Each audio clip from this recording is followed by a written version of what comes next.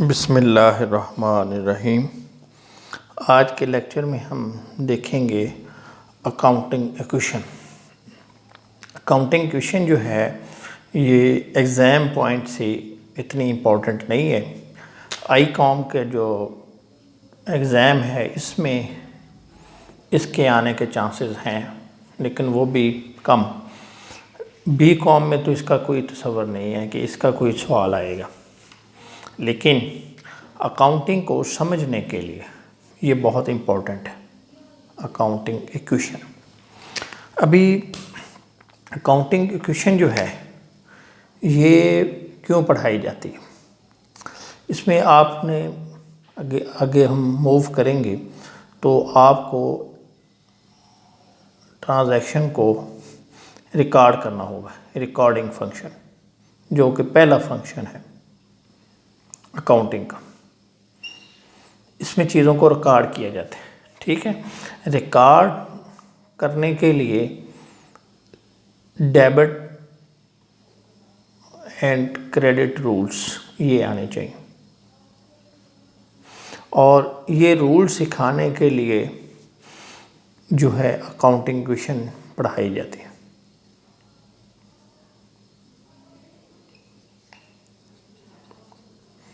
Accounting equation यानी चीज़ें record करना बहुत अहम है। अगर चीज़ों को सही तरीके से रिकॉर्ड किया जाएगा तो आगे जो प्रॉफिट या लॉस जो निकलेगा वो ठीक होगा। अगर आपका रिकॉर्डिंग फंक्शन ही गलत है, यानी रिकॉर्ड करते वक्त कोई चीज़ गलत लिखी गई, गलत डेबिट या क्रेडिट हुई, तो उसका आगे प्रॉफिट पे और लॉस पे फ़र्क पड़ता है। ठीक है, तो इसलिए इसकी बहुत अहमियत है रिकॉर्डिंग फंक्शन की। और रिकॉर्डिंग जो है कैसे करनी है इसको सिखाने के लिए जो डेबिट और क्रेडिट रूल्स आने चाहिए, और ये रूल सिखाने के लिए अकाउंटिंग इक्वेशन पढ़ाई जाती है। इसलिए ये बहुत अहम टॉपिक है, स्टूडेंट इसके ऊपर बहुत फोकस करें।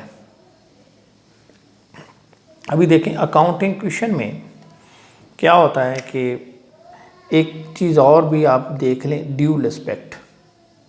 ड्यूल एस्पेक्ट, जो ड्यूल एस्पेक्ट है ये हमें सिखाता है कि जब भी कोई इवेंट होगा, इवेंट जो होता है monetary events, monetary events accounting की लैंग्वेज में हम इसको मॉनेटरी इवेंट्स को, कोई भी इवेंट होगा उसको हम कहते हैं ट्रांजैक्शन। ट्रांजैक्शन, तो जब भी कोई ट्रांजैक्शन होगी तो उसके आगे दो पहलू बन जाते हैं जिसको हम कहते हैं ड्यूल एस्पेक्ट। अब ड्यूल एस्पेक्ट जो है ये यानी अकाउंटिंग इक्वेशन के पीछे ये जो ड्यूल एस्पेक्ट ये काम कर रहा होता है। तो ड्यूल एस्पेक्ट सिखाता है हमें कि हर चीज़ के दो पहलू होंगे, और हर पहलू को यानी एक पहलू को डेबिट किया जाएगा और एक पहलू को हम क्रेडिट करेंगे। तो ये जो है ये चीज़ हम बाद में पढ़ेंगे कि किस चीज़ को, किस पहलू को डेबिट करना है और किस पहलू को क्रेडिट करना है। पहले हमें ये सीखना है कि उसके दो पहलू कैसे होंगे, और उसी से ही हमें अकाउंटिंग इक्वेशन जो है उसमें मदद मिलेगी। जो ड्यूल एस्पेक्ट है ये कहता है कि जब भी कोई ट्रांजैक्शन होगी, कोई भी मॉनेटरी इवेंट होगा, जैसे आपने गुड्स परचेज की, गुड्स परचेज की, गुड्स सेल की, कोई लोन लिया, लोन अदा किया,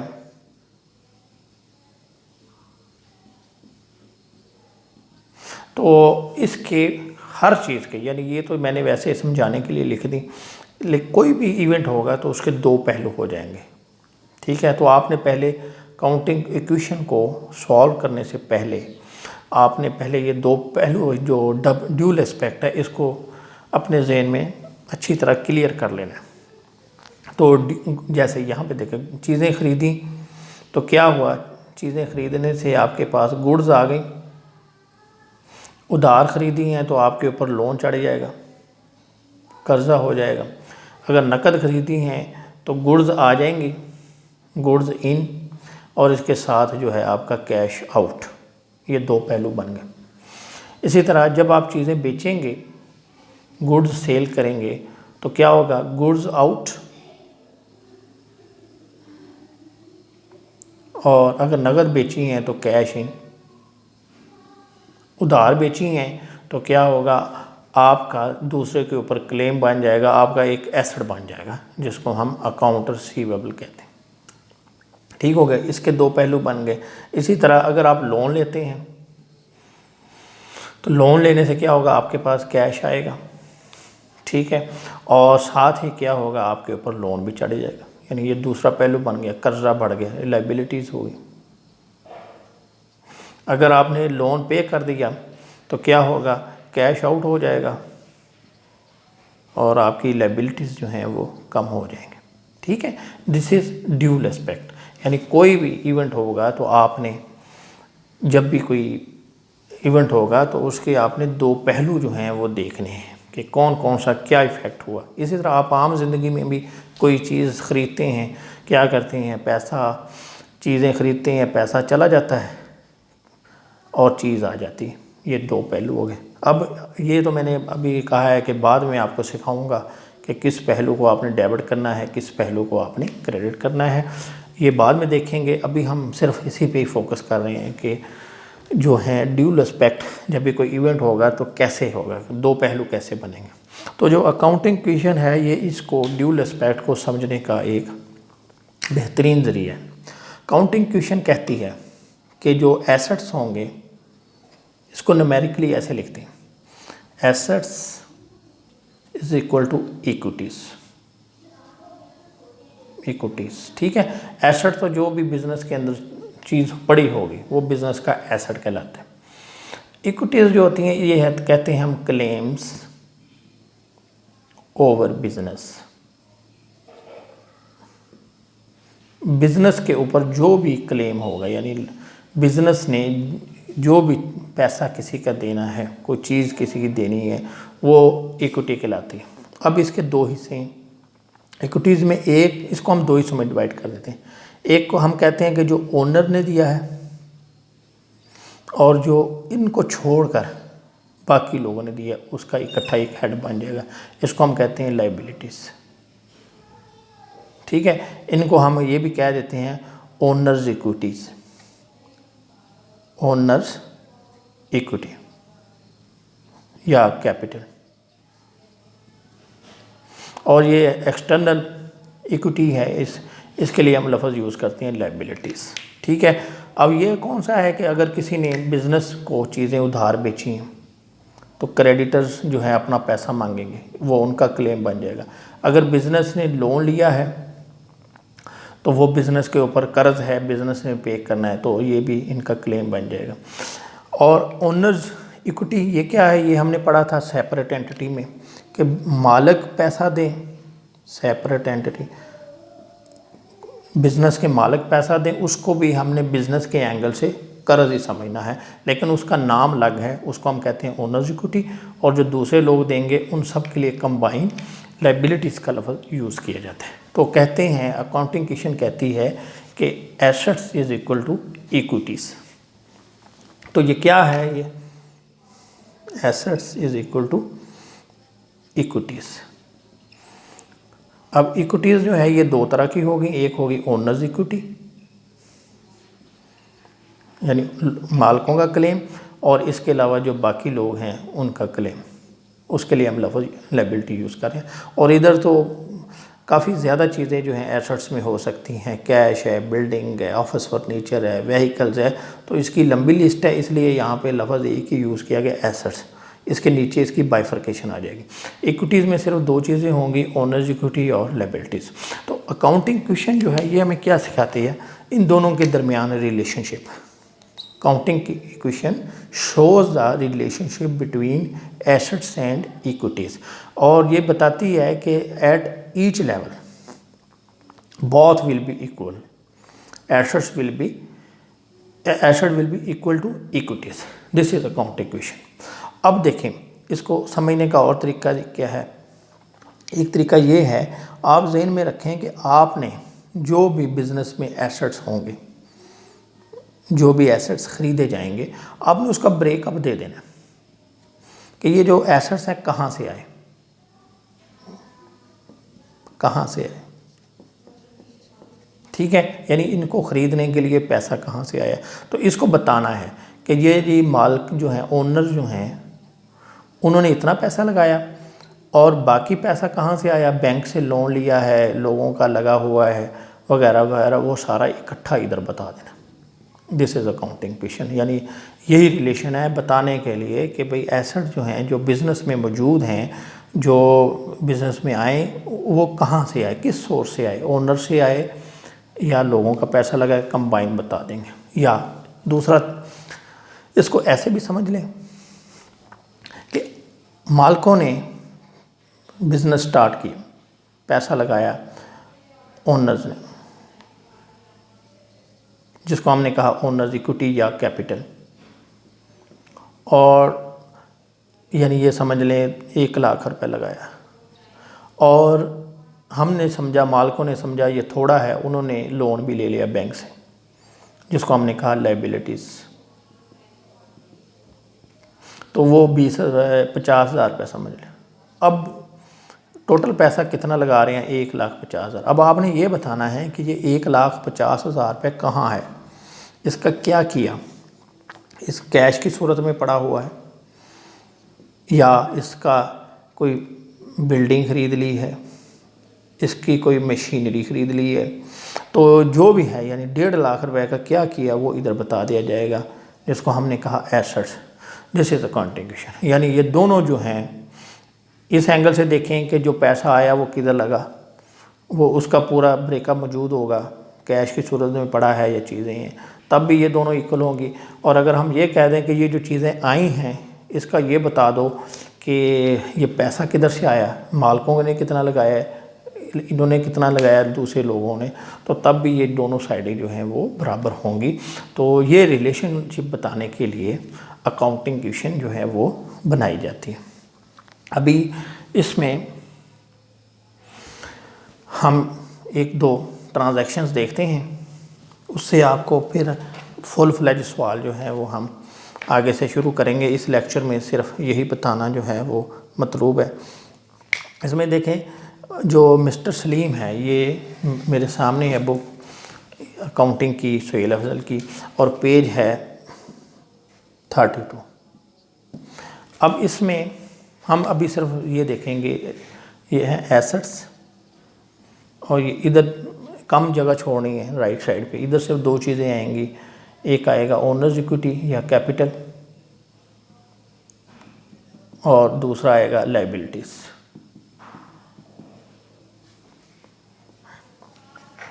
अब देखें कि assets is equal to capital plus equities, इसको हम दोनों को कंबाइन कहते हैं इक्विटीज़, क्लेम्स ओवर बिजनेस। अब मिस्टर सलीम है, इसने बिज़नेस स्टार्ट किया गुड्स के साथ, तो हम इसके 2 पहलू क्या बनेंगे कि बिज़नेस के अंदर गुड्स आ जाएंगी, बिज़नेस के अंदर उसने लिखा है बिल्डिंग आ गई है, बिल्डिंग आ जाएगी। इसी तरह आगे उन्होंने लिखा है कैश पड़ा है। यानी अब क्या हुआ, यानी बिज़नेस है ये, इसके अंदर ये बिज़नेस है, इसमें इन हो गई ये चीज़ें, गुड्स आ गई कितने की, 40,000 की, बिल्डिंग जो है वो आ गई 1 लाख रुपए की, और कैश जो पड़ा हुआ है 110। अब बिज़नेस में ये टोटल 110 और 210 और 5, ये टोटल 250 की चीज़ें आ गई ये बिज़नेस के अंदर। अब हमने ये बताना है कि ये 250 जो है वो कहाँ से आया, ये पैसा किधर से आया। अब हमें ये पता चल रहा है कि ये मिस्टर सलीम है, इसने कारोबार शुरू किया, तो ये मालिक है, तो हम इधर लिख देंगे इसके नीचे 250,000। This is counting question. ये देखें इसमें क्या हुआ, एसेट्स के बारे में हमने बता दिया कि ये जो है इतने एसेट्स आए बिज़नेस में, और पैसा किधर से आया, मालिकों ने, और ये दोनों साइडें बराबर। इधर भी यानी ये चीज़ आ गई, इधर एसेट्स आ गए, और इधर इसके सामने जो है ना वो इसका यानी जो है सोर्स आ गया कि ये जो हमने चीज़ें ली हैं बिज़नेस में, इसका पैसों का सोर्स क्या था वो हमने बता दिया, कैपिटल। तो इस चीज़ को हम कहते हैं अकाउंटिंग क्वेश्चन। यानी एक साइड पे जो बिज़नेस में जो चीज़ें आएंगी वो, और दूसरी साइड पे जो इसके लिए पैसा आया वो। अब जैसे जैसे आगे हम बढ़ेंगे इसमें जो चेंज आएगी तो वो चेंज जो है वो इधर भी रिफ्लेक्ट हो, दोनों साइडों पे भी रिफ्लेक्ट हो सकती है और एक साइड पे भी रिफ्लेक्ट हो सकती है। लेकिन नेट रिज़ल्ट क्या होगा कि ये दोनों साइडें जो हैं वो बराबर चलेंगे। अभी हम नेक्स्ट दूसरी ट्रांजैक्शन देखते हैं। एक तो ये है कि दूसरा क्या हुआ कि गुड्स खरीदी, purchased goods on account. On account का मतलब होता है उधार, ऑन क्रेडिट का मतलब भी होता है उधार। ये दोनों उधार के लिए चीज़ें यूज़ किए जाते हैं वर्ड्स। एक मैंने बताया था कि नेम भी आ सकता है, purchase goods from mister A, ये भी उधार की निशानी है। अब इससे क्या दो पहलू बनेंगे कि चीज़ें हम उधार खरीदेंगे, ड्यूल एस्पेक्ट कि भाई चीज़ें जब उधार खरीदेंगे तो क्या होगा, चीज़ें आ जाएंगी इन, और साथ ही लोन है, लोन बढ़ जाएगा। दूसरा पहलू क्या होगा, चीज़ें भी आएंगी और साथ लोन भी बढ़ जाएगा। अब देखें, हम इधर गुड्स में लिख देंगे 30,000 ऐड कर देंगे और इधर ये पैसा किन का लगा है, ठीक है, ये पैसा लगा है लोगों का, चीज़ें उधार उन्होंने हमें बेची हैं, तो इसमें इजाफा हो जाएगा इन लायबिलिटीज़ में, यानी इधर हो गया। अब देखें इस ट्रांजैक्शन के बाद, इस इवेंट के बाद क्या होगा, इधर जो है 30,000 बढ़ गया और इधर भी 30 बढ़ गया, तो दोनों इधर हो गया 70 और यानी 280 हो गया। और इधर जो है हमने ये लिखा नहीं है, ये है 110, 210 और 250, ये इसके नीचे इसके सामने लिखना था। हर ट्रांजैक्शन टैली होनी चाहिए 250, तो ये भी 280 हो जाएगा। ठीक हो गया। इसके बाद तीसरी ट्रांजैक्शन देखते हैं हम, ये बाद में आगे समझाऊंगा नेक्स्ट लेक्चर में कि सवाल को कैसे हल करना है। अभी सिर्फ ड्यूल एस्पेक्ट देखते जाएं। गुड्स बेची, सोल्ड गुड्स ऑन अकाउंट, चीज़ें उधार बेची, सोल्ड गुड्स ऑन अकाउंट। अब फिर ये ऑन अकाउंट उधार क्रेडिट, तो इससे क्या होगा, चीज़ें जो है आउट हो जाएंगी, गुड्स में कमी हो जाएगी, गुड्स जो है चली गई। जब हम बेचेंगे चीज़ें चलेंगी, चीज़ों में कमी हो जाएगी 40,000। और दूसरा इसका पहलू क्या होगा कि कैश नहीं आया, उधार नकद बेचेंगे तो क्या होगा, कैश आ जाएगा, कैश इन और गुड्स आउट। लेकिन इसमें क्या हुआ कि गुड्स तो आउट हो रही हैं, वो हमने आउट कर दी, कैश इन नहीं हो रहा। इसकी बजाय क्या हुआ, हमारा एक एसेट बन गया जिसको हम कहते हैं अकाउंट रिसीवेबल, इसमें इजाफा हो जाएगा। तो अब इसमें क्या होगा कि हमारे 40,000 की चीज़ें गई। तो अब यहाँ पे देख लें कि ये साइड इफ़ेक्ट नहीं हो रही, हमें इससे गर्ज नहीं है, यानी ज़रूरी नहीं है कि हर ट्रांजैक्शन के बाद दोनों साइडों में कोई चेंज आए। एक साइड पे भी चेंज आ सकती है, लेकिन चेंज आने के बाद दोनों साइडें बराबर होनी चाहिए। अब देखें यहाँ पे 40,000 की 40,000 की गुड्स गई और साथ ही 40,000 इधर अकाउंट रिसीवेबल में ऐड हो गया। अब फिर जब आप इन दोनों को ऐड करेंगे तो ये दोनों साइडें बराबर हो जाएंगी। इसके बाद नेक्स्ट है cash deposited into bank, cash deposited in bank. क्या होगा इससे इफेक्ट कि जब पैसा बैंक में जमा कराएंगे तो कैश में कमी हो जाएगी, कैश रिड्यूस हो जाएगा और बैंक बढ़ जाएगा।